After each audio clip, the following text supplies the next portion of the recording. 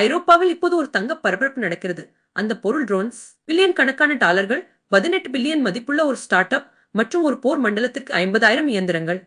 காலத்தில் ஒரு கண்டம் எப்படி மீண்டும் ஆயுதம் தாங்குகிறது என்பது இது. என்ன நடந்தது என்று பாருங்கள்.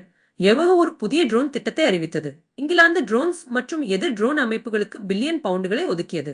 ஜெர்மனி உக்ரைனுக்கு 50,000 ட்ரோன்ஸ் வாங்க நடவடிக்கை எடுத்தது. மற்றும் சல்சிங் என்ற பாதுகாப்பு ஸ்டார்ட் அப் இராணுவ மீது கட்டமைக்கப்பட்டு 18 பில்லியன் டாலர் மதிப்பை எட்டியது. ஏன் இந்த திடீர் பரபரப்பு? ஏனெனில் உக்ரைன் அதை நிரூபித்தது.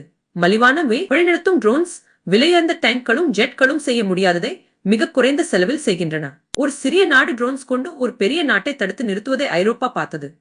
தடுப்பின் எதிர்காலம் ஒரே ஒரு விலையுயர்ந்த பிளாட்ஃபார்ம் அல்ல. அது ஆயிரக்கணக்கான புத்திசாலி மலிவான இயந்திரங்கள்.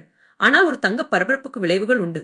முதலில் ஒரு புதிய ஆயுத பொருளாதாரம் உருவாகிறது. இரண்டாவது, பாதுகாக்கும் அதே தந்திரம் பரவுகிறது. ஒரு எல்லையை காக்கும் அதே மலிவான ட்ரோன் யாராலும் ஒரு நகரத்தின் மீது திருப்பப்படலாம். மூன்றாவது, செலவின் வேகம் இந்த ஆயுதங்களை நிர்வகிக்கும் விதிகளை விட வேகமாக செல்கிறது.